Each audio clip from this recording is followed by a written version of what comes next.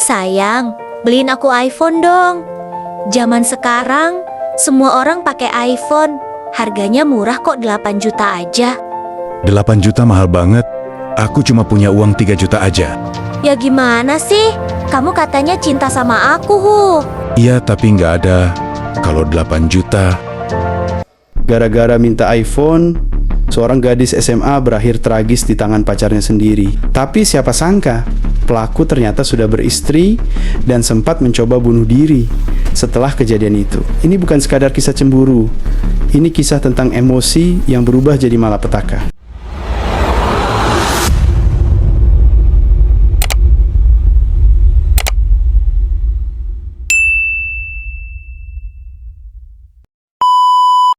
Kisah ini terjadi di Lampung Tengah dan sempat bikin heboh dunia maya. Seorang pria bernama Suryadi, usia 42 tahun, menjalin hubungan dengan gadis muda berinisial AD yang ternyata masih berusia 15 tahun dan duduk di bangku SMA. Awalnya hubungan mereka berjalan biasa aja, tapi semuanya berubah pada Senin, 15 September tahun 2025. Hari itu, ADR meminta sesuatu ke pacarnya, sebuah iPhone seharga 8 juta rupiah. Suryadi yang saat itu cuma mampu ngasih uang 3 juta, mungkin berharap si gadis ngerti keadaannya. Tapi ternyata ADR marah. Uang itu malah dilempar ke wajah Suryadi. Disitulah emosi Suryadi meledak. Cekcok makin panas. Mereka saling dorong dan berkelahi sampai akhirnya Suryadi kewalahan. Karena ternyata ADR bisa bela diri dalam kondisi emosi dan panik. Suryadi mengambil sebatang kayu dan memukuli ADR berkali-kali sampai gadis itu nggak sadarkan diri. Dan tragisnya, ADR meninggal di tempat.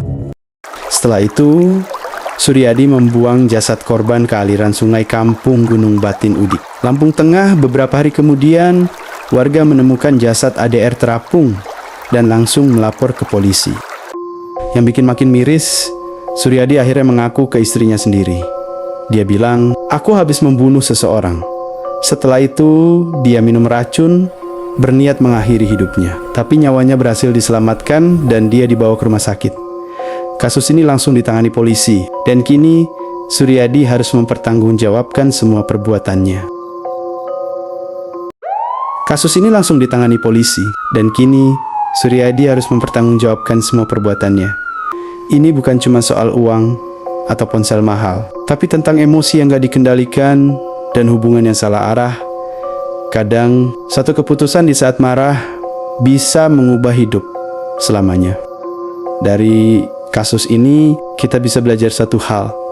Jangan biarkan emosi sesaat mengalahkan akal sehat. Kalau kamu lagi di posisi marah atau kecewa, mending diem dulu, tenen jinjiri. Jangan ambil keputusan waktu hati lagi panas. Karena kadang yang kita sesali justru datang setelah semuanya terlambat. Kalau kamu suka dengan konten seperti ini, jangan lupa like, share, dan subscribe biar kamu gak ketinggalan kisah nyata lainnya yang penuh pelajaran hidup.